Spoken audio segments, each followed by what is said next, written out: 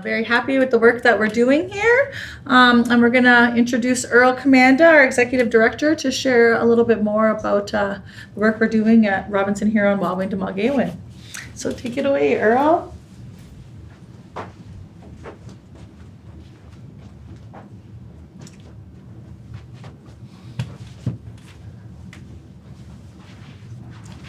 Good afternoon. I'm very glad to share an update on what we're doing at Waawindamaagwein. Just a little bit about the first slide there. What you see is 21 Wampa men linked in to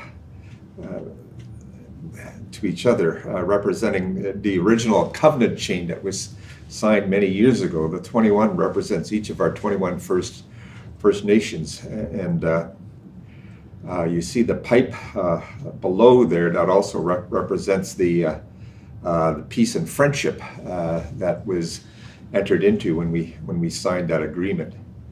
What you don't see there, of course, is what our elder just explained there, and that word, Waawindamaagwein, and the promise that was made.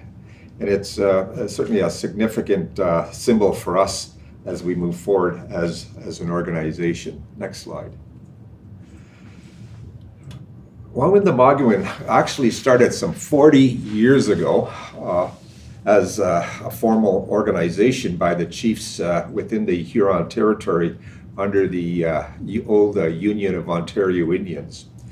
It's only been in the last 4 or 5 years, ever since the annuities court case, that the chiefs began to ask, how do we work on those other issues facing our First Nations outside of the annuities court case?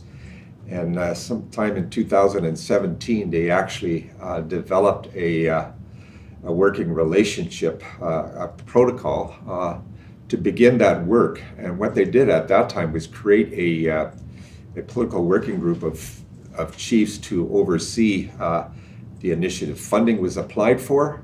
Funding was received in 2018 to begin the development of treaty governance for the Anishinaabe in the Robinson Huron Treaty Territory. Our goal is to have a collective Anishinaabe decision-making body that represents work on the interests and inherent rights of our Anishinaabe people. And so you see this picture here, of course, are the original signatories of the Robinson Huron Treaty, Chief Shingwa Kos and Nanabago Jing, along with the Commissioner Robinson on the left-hand side there. And so you see these men, they're wearing their traditional garb. Even the commissioner is wearing his traditional garb. And so you see an embracement there of two ways of life in reality. And so I like to carry on that tradition of that embracing of two ways of life as we move forward. Next slide.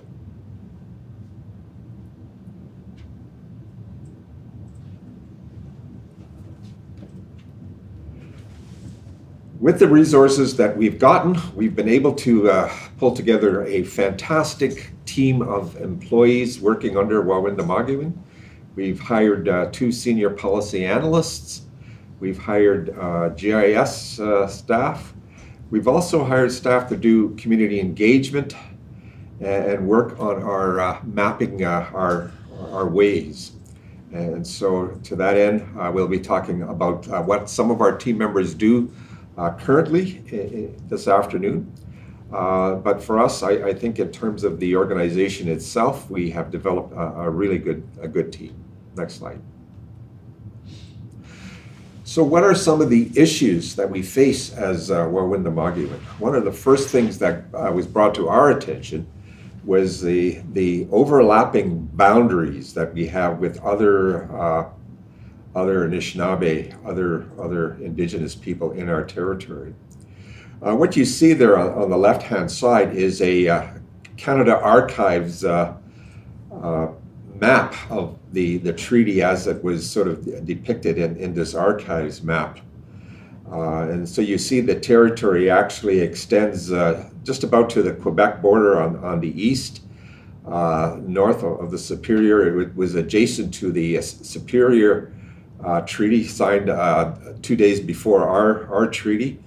And to the south, all the way around down to the Severn River. But what you see on the far upper hand right is a Ontario government latest version of the treaties there, and you see in that the difference there.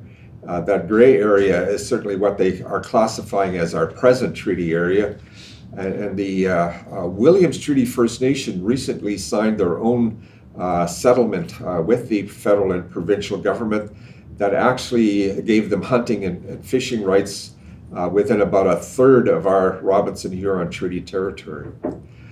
Certainly there is a dispute now between the overlapping boundary of that Williams Treaty and our treaty.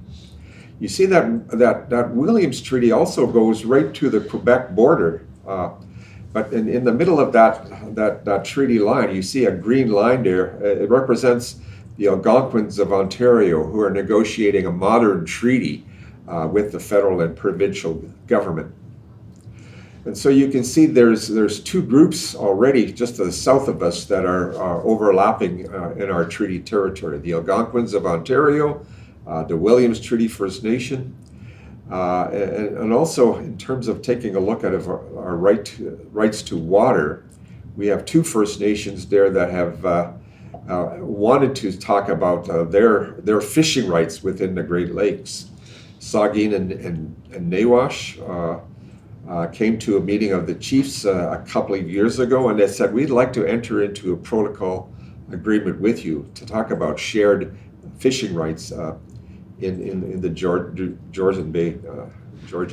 And so, these are some of just the overlapping issues. Some of the things that are not shown in this map is the sort of other sort of issues to the north. We share territory with the Temagami and Anishinaabe, Treaty 9, Superior, to the northwest of us. And so when we talk about these overlapping boundary issues, the chiefs have asked us to sort of set this as a priority for us as an organization. The other sort of significant thing is we have Métis communities, chapters in our territory that are claiming sort of rights in the same territory as well. While we have not dealt with the Métis question, we certainly recognize that that's a matter that the chiefs will also have to take into consideration. Next slide, please. So what are we doing about this overlapping boundary issue? For us, the objectives that we've created is to monitor our ecosystem, bring significant knowledge of the treaty to our signatory communities, and then really begin to focus more on the overlapping claims by the Williams Treaty, the Algonquins of Ontario, the Métis who are sending impact benefit agreements, resource revenue sharing agreements, and certainly how does our work support the annuities court case stage 3, which are now, we're hoping will move into negotiations. So you take a look at all of those treaty areas in the southern portion of our treaty territory, which was based on that Archives Canada map. We have 9 First Nation communities that have now agreed to sort of catalog, demonstrate, categorize, and prove that this territory is still actively being used by our signatory treaty communities in the south and the eastern portion of our communities. We've taken upon ourselves to start that exercise with the help from the federal government, and now we're up to like 9 of our southern eastern communities participating.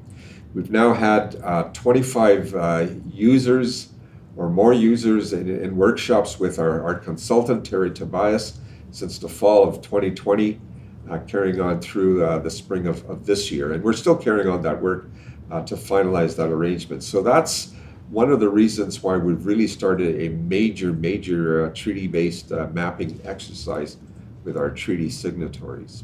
Next slide. At our anniversary of marking the 170th anniversary of our treaty, the chiefs wanted to do a couple of important things. Number one, let the public know that they are here, that they aren't going away, but also to let the world know that they are working together. And the proof of that was the signing of a major declaration and protocol. The declaration itself highlights such aspects of our treaty with the intent of protecting future generations, Waawindamaagwein, our health, creating wealth and growth for our communities, as was the spirit and intent of our treaty.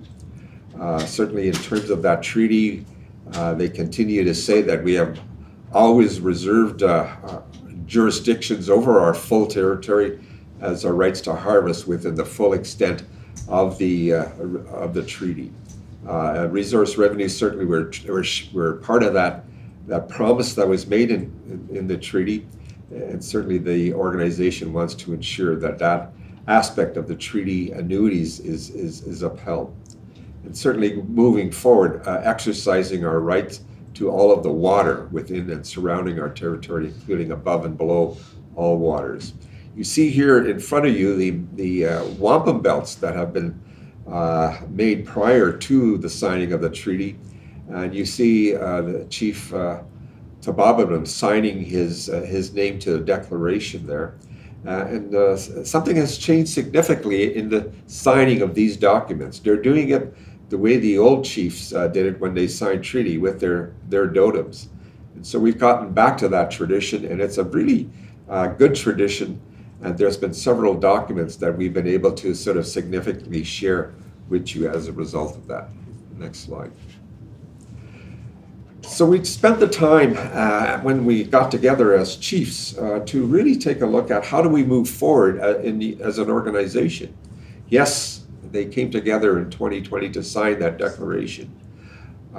They met with Nawash and Saugeen, who agreed to work towards developing a protocol on water. They have started to meet with the Algonquins of Ontario, where an actual draft protocol was developed, and we're wanting to move forward with the Algonquins. Right now we're having some disagreements with the Algonquins about overlapping territory, for which we have to significantly ensure that there is mutual sort of a way of dealing with that particular overlap. Right now, in terms of with the funding that we've received, the land use and occupancy mapping has been initiated, but we're still in funding negotiations with the Crown Indigenous Relations side of the federal government. And so to that end, our chiefs are planning to meet with officials from CERNAC to finalize future funding for our organization. Next slide. The chiefs at their meeting began to decide what treaty governance looks like. They developed at that time a strategic plan that was adopted on January 2021, and the chiefs overwhelmingly expressed a desire for self-determination, Waawindamaagwein over many spheres, and there was something like 50 different action items that were created with that strategic plan. And so they say that part of their strategy is to take back control or governance, Ogamak in Dadwin. They also said that part of our key pillar is Gizit Twawinan, community health and well-being, Waawindamaagwein, the culture and way of life, Gidakimnan, our relationship to the land. So we've taken the time to sort of finalize that strategic plan results and present that for the chiefs and approval in January of 2021. And so what we have now is the framework for treaty governance within our treaty territory, a framework for which we've been asked by the chiefs to expand on and move towards a new organizational entity as we move forward. Next slide. So what have we done lately in terms of Waawindamaagwein? We just recently held a very, very successful treaty gathering in September of 21. It was one much different than past treaty gatherings in that we were asked to sort of take into consideration the traditional approach to that. And so we engaged with a cultural advisor to work with us, and we had built a teaching lodge at the site of the signing of the treaty for this gathering. We also took the time to line up some treaty experts for helping us to define what treaty governance may look like from an Anishinaabe perspective. And to that end, 3 of our experts have joined us for that gathering. And you can actually find their talks on our website if you're interested. Further from that, one of the Gitchatas from Treaty 3 joined us at that gathering, and reciprocally he invited us to come and observe his treaty assembly of chiefs in his territory. And so we took the opportunity to actually go to Grand Council Treaty Number 3 and meet with the chiefs up there to hear more about their approach to Anishinaabe government in the Treaty 3 territory. We came back from that meeting with a lot of positive ideas as to how treaty governance could look like on the ground. And to that end, we've created a subcommittee of the political working group to draft that further. While this work is ongoing, the chiefs have made a decision that they want to create that separate entity immediately, but that we work more with our cultural advisors, such as Leroy Bennett and Levi Southman, to begin incorporating our ceremony, our language, and our teachings from our elders as we move forward. And so that becomes the basis for our work in terms of treaty governance. Let's give it that Anishinaabe sort of perspective. Let's not fall under the traditional colonial approach to developing organizations, like a not-for-profit corporation, as an example. And so this has become a very important aspect of our work. Next slide. So just to summarize some of the achievements that we've made in our work under Waawindamaagwein, I had mentioned the declaration and strategic plan, the initiative regarding mapping our homelands, the GIS portal, which is now operational, and you'll hear some more about that later on this afternoon. Our virtual tours mapping or sharing our stories, and there's more of that to come as well. Treaty education videos, which we're now posting on our website, and so you can find a lot of those videos there. Our staff have been actively strategic planning our work for the next little while, and we're moving forward in terms of our use and occupancy mapping.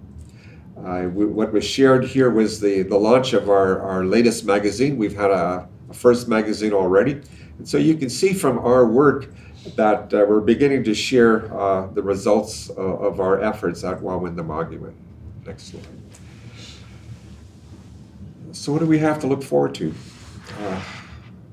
As mentioned, the legal entity for our organization is a priority. Part of our task now is to really focus on educating our community leaders on what treaty governance could look like. We see that happening in next fiscal year while we refine the model. Perspectives on treaty resources. We've been making plans for a think tank session with one of our senior policy analysts. It's been told that we should be letting the public know when they enter our treaty territories. So we're also making efforts to take a look at treaty mapping and building a separate monument than what's there now at where our treaty was signed. We've also decided that it's important for us to continue to improve our communications efforts across the board. So we will be refining our communication strategy. We've been asked by the Chiefs and Assembly to plan more than one gathering per year. So To that end, we'll be looking at a spring and fall gathering in 2022. Again, as we move forward, evolving our operational structure, incorporating in that process ceremonial procedures. And so in terms of the other aspect of our work, we've signed a protocol agreement with the litigation side to continue to support them in their efforts to look at good communication and the use and occupancy mapping. We think this is a vital piece of work for their work on stage 3 of the negotiating a settlement because of these overlapping boundary issues. And certainly when we take a look at the direction given by the chiefs in their strategic plan that they adopted, there is lots of work there in terms of implementing aspects of that treaty plan. We've now launched a treaty store, as you've seen, and in terms of taking a look at some of the resources, next slide, is the treaty tracks that Cheryl had shared with you. The calendar as we've developed in the past, and of course the transcript of the original treaty document. It was good to see that some of our leaders are now making use of these documents. And if you wanted a good history of who we are and how we got here and our relationship with settler governments, that treaty calendar makes for a good way of reflecting on our history. I want to thank everybody for joining me this afternoon. And if there are any questions, I'd be happy to answer any of those questions.